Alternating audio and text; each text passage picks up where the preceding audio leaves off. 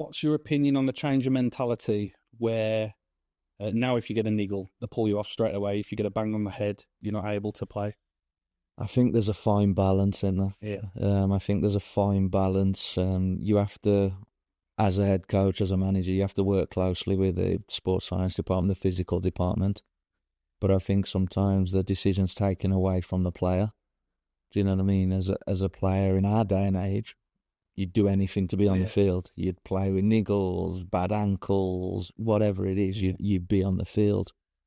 Whereas now, it seems like there's a tendency to, I'm struggling a little bit here, but for me that goes back to there's so much pressure now.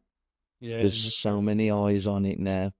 There's so many finances involved that a lot of these players don't play through those injuries because it's fear based. That's interesting. You know. Yeah. I think there's a little more freedom back in the day. There's a little more. Well, I thought the care. mentality from a physio was to prepare you for the next game, and now it feels like the physio's job is to look after the player. That's a massive turning point, which I've noticed over the last few years. Huge.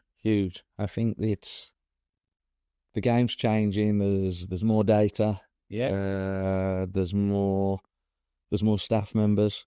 There's mental performance coaches, there's physical performance coaches, there's all these different data points now, different people that all have an opinion that you have to try and manage. But at the end of the day, you want to get the player in the best possible physical shape and best possible mental state to enable him to perform. And sometimes that's going to mean, yes, you're never 100% when you play.